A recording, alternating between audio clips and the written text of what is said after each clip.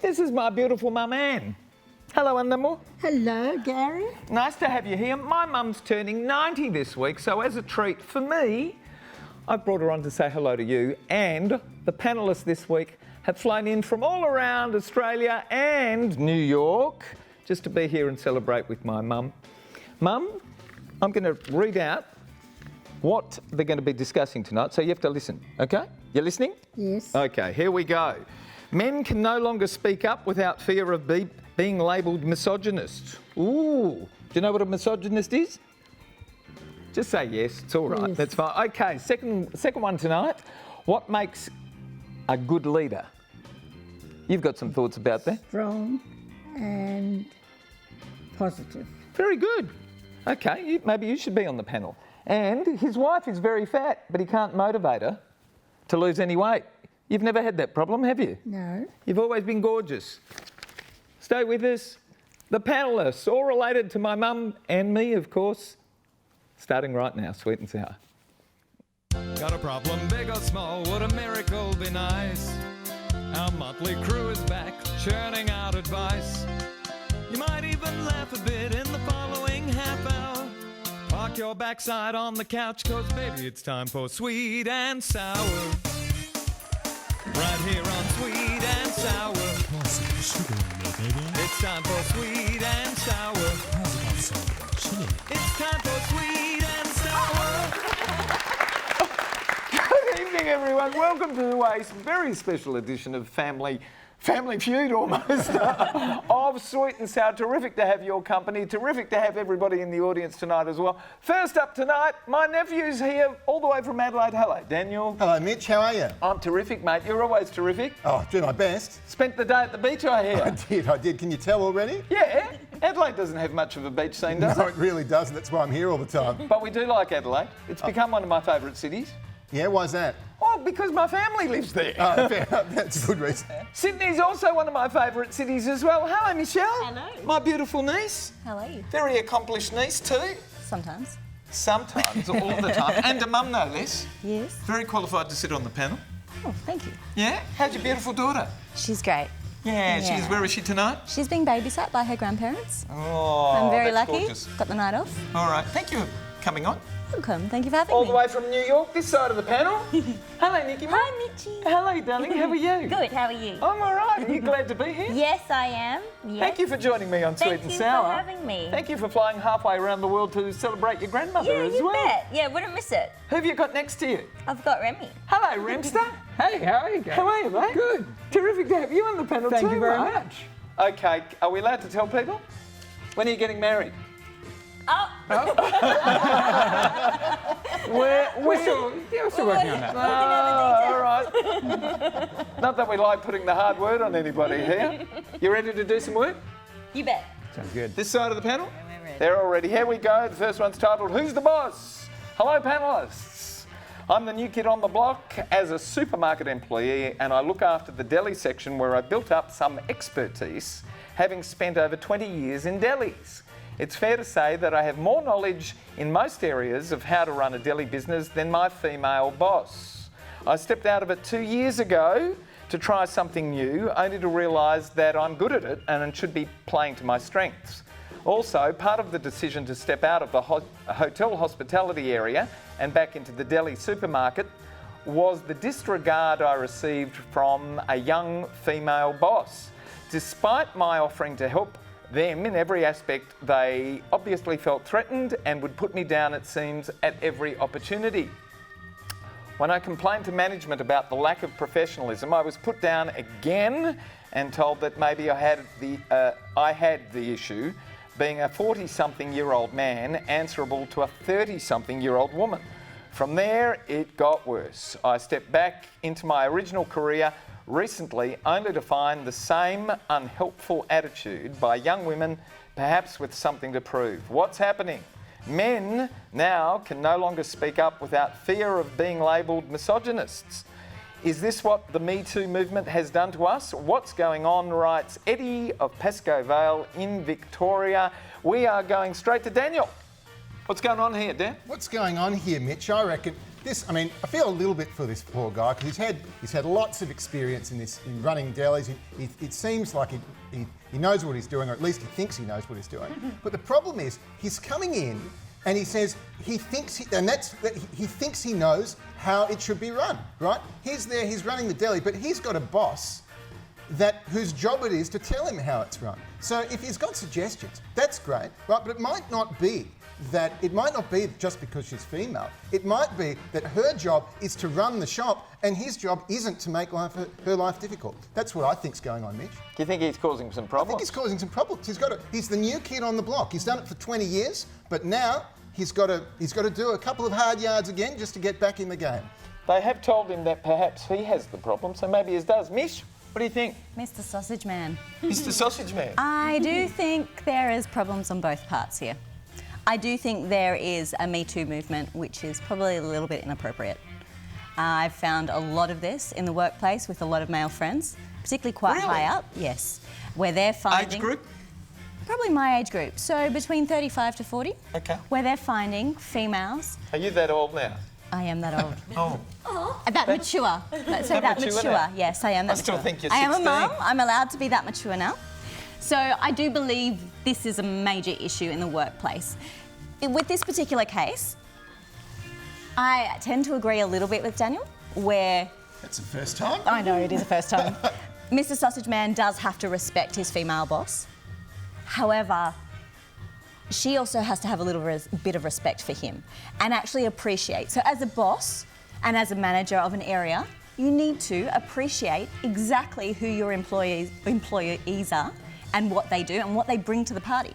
So they bring valuable information and you need to take that and then manage it. He can't do anything about that though. Like how is he's there in his role, right, working for her. Yes. How can he expect her to get him to be taken more seriously? How can he expect her to take her for a coffee? Yeah, okay. Take her for a coffee. That's a good idea. It's easy. Have a chat. Take her out. I've got this experience. I don't want you to feel threatened. I want to help you. Next up, you're here to help. He's here to help. The way... But is he? Well, I don't know. Not from the sounds of this. Sounds like he's coming in, he wants to run the show. I kind of disagree with Mish. Yes, it is a problem in the workplace, but it sounds like he's bringing in other unrelated issues to make his case. I think... About himself. I think the respect issue is obviously playing a big part here. But at the end of the day, I think he just has to go somewhere else, find a spot where his 20 years of experience is valued appreciated. and find a happier working environment. He's not valued where he is, so he's got to move on. Remstar, what do you reckon? So I think, obviously, the workplace has changed in the last 20 years. A lot has changed. The last 5. The last 5. A lot has changed, and I think, like we've said previously, he needs to find some common ground with this manager, whether that be take her out for a coffee. But looking at this, I certainly think complaining to management is a bad idea. I don't. That's not going to work. That never works in anyone's favours. Listen to me. Yeah. So I think rather than people complaining do to it. management. But what a shocking way to do it. It's like telling a parent how terrible their child is.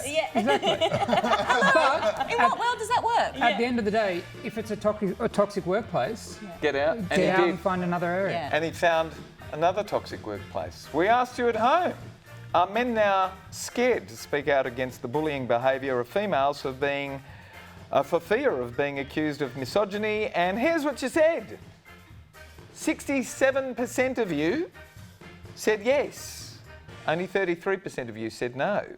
But that'll balance out with time. The Me Too movement's pretty new, isn't it? It'll balance out, maybe. We'll see. When we come back, we're going to be talking about leadership. What makes for a good leader today in this world? More of My Family and Sweet and Sour after the break. Right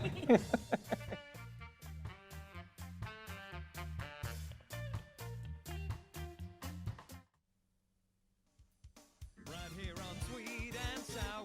Pour some sugar on there, baby. It's time for Sweet and Sour. How's about some chili? It's time for Sweet and Sour. Hey, welcome back to Sweet and Sour. If you'd like to send us a letter and have it discussed by the panellists, send it to one of these 5 social media contact points that's appearing on your screen right now. And for every letter that does land here, we're going to send you to the movies courtesy of the very lovely Natalie Cameron and NRC Communications. And the movie we're sending you to this week, I have lost. It's called... Ride Like a Girl. Oh, very good. Ride Like a Girl. First time on the panel and knows what to do. Thank you, Nick Star. Here we go. Hi there, Sweet and Sour. What goes into making a leader that we'll respect? I look around the world at the moment and everyone I see, no matter where I look around the world, is nothing but a self-serving sociopath. What does it take to find and then elevate a person the calibre of a Nelson Mandela? Is he simply a one-off? Surely people of integrity exist. Is it just too hard for a person with solid values to get through the wolf pack? Or has there been a cultural shift where modern politics doesn't permit people like Mandela to succeed? I was also really disappointed recently to read of so many seeking politics as a career rather than making a public service contribution. I was equally disgusted to read that the Speaker of the Tasmanian Parliament is seeking more pay because for some reason she thinks $190,000 per annum is not enough. What do the panellists want in their leaders, writes Kiara of Findon in South Australia, and we are going to Nikki first. What do you want in your leaders? Mitch, I think it's a delicate combination of ingredients that we need in our leaders, and right now we're not getting much of that. Why are we not getting much, do you I think because Kiara refers to it as the wolf pack. Everyone's just getting eaten up if they're not strong enough. But I hope that'll change. I hope, fashion, everything has a cycle, and I hope this is just another cycle, and hopefully we'll see the end of it soon enough, and we'll see some leaders that we resonate with and stand up for us. Off the top of your head, Uh-oh. are there any leaders around the world that stick out in your mind at the moment that you'd say, hey, they've got some value and they're doing great for the people? I mean, I can think of terrible ones. Of terrible ones? Yes, but the good ones don't come to mind as fast. Too easy. Remstar, Yes. any good ones on the planet at the moment, do you think? No good ones come to mind. No Mitch. good ones come to mind. They might exist, but no good ones come Maybe. to mind. That's it. Why not? I think for me, I mean, one of the biggest areas that I was disappointed with in the politics, especially here in Australia, is in the technical background of our leaders. And I talk specifically about the NBN. The NBN. I mean, going from a system or a network that was going to be very good and fibre to the home and very well designed, changing it 4 times and now having A second-rate system. a number of different technologies that are in play for exorbitant costs for areas. For example, Australia is one of the only places where you have a typical download speed in the evening. I mean, you pay for a certain amount of bandwidth and you get maybe that much. It's but appalling. Probably not that much at all. What a shame. So, All right, Daniel. Are Wow. you happy with your bandwidth speed and everything? Bandwidth, we've just got the NBN, so, Kevin 07's finally come through. But, not a moment too soon as far as I'm concerned. Netflix going great right now. But, I think the writer has got a point. There are people, but politics is a career these days. Politics is a career. You can't really afford to go into politics unless it's a career, and that's the problem. Unless you've got a big party behind you, in which case you need to be doing the favours that people are doing each other in order to make it a career. You can't afford the 200 grand that it might cost to run in an election. And so as far as the Speaker getting 190 is concerned, yeah, okay, it's a lot, but it's an expensive game. I think it's fair enough. Fair enough. She wants more money. She wants more money. Don't we all, though? Yeah. Everybody does. Mish, final word on this one? Anyone that's inspirational? Respect. We've that lost sticks respect? out. No, respect is an issue that I have in amongst any workplace. Now, when you see an election, you have a whole lot of advertising that comes out that completely disrespects another party. It rubbishes them. Why is that still legal in Australia? Why? Why don't we just say what we're standing for? Why don't we tell you how good we are rather than rubbishing someone else? But how do you point out the negatives on the other much side? Why should you spend time doing that when we should be Because you don't learning? agree with it. That's fine, but why are we spending money, tax-paying money, advertising that when we should be advertising what we're going to do? There's a couple of things in this. Mandela, okay? Why don't we breed people like Mandela? How do we know who a Mandela is until after? We don't know how great they are until 10, 20 years later, when we look back. We should look our politicians up for 18 years. That might turn them into something pretty good. And also money. I'm not in politics. I don't know how much work is involved. But if anyone wants me to put a value on my job, I'm worth every cent, if not more. 100%. So why shouldn't someone that's working their bum off for what they think is right not ask for more money? Terrific. We asked you at home to answer this question for us. Do you find politics around the world is lacking in real and meaningful leadership? What do you reckon? Have a look at the screen right now. 97% said yes, it's lacking. And 3% said no. Do you reckon they're elected officials? They'd have to be, right? When we come back, what does it take to motivate someone to get healthier, lose weight? Who knows? Fitness? We'll see what the panellists have got to say after the break. Stay with us, Sweet and Sour.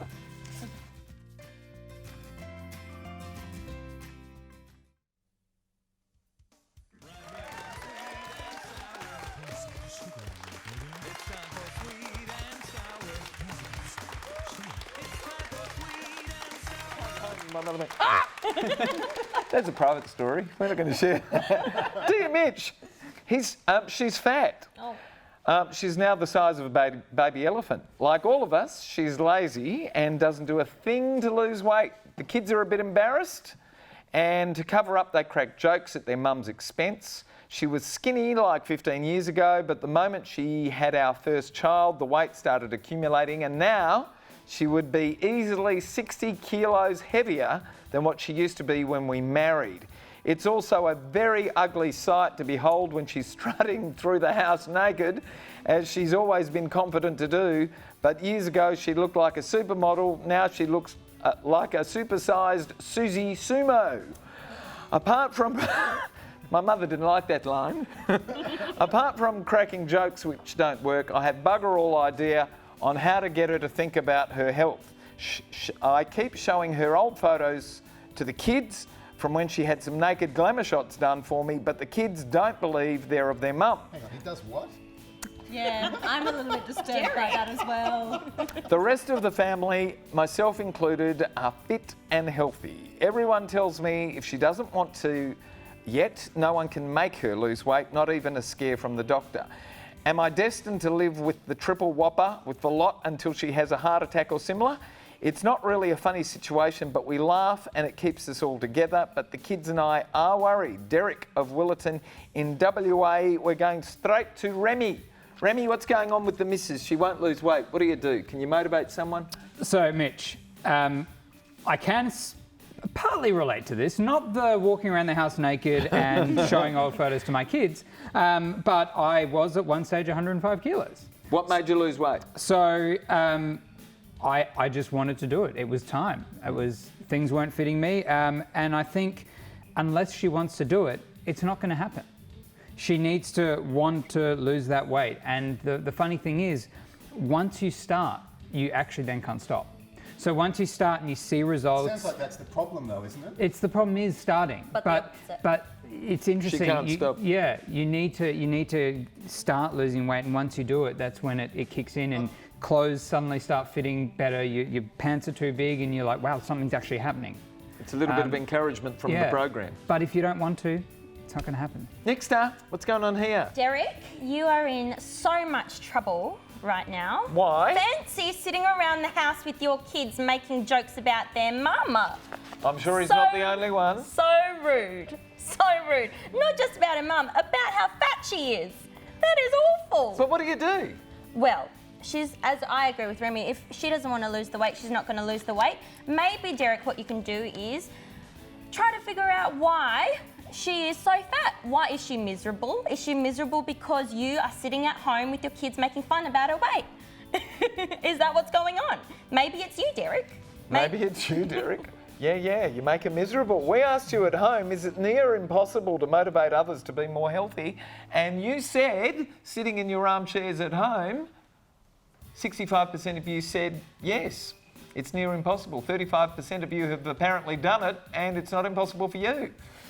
All right, Mish, what do you do? Mr. Derek, body beautiful. How perfect are you? Seriously? Come on.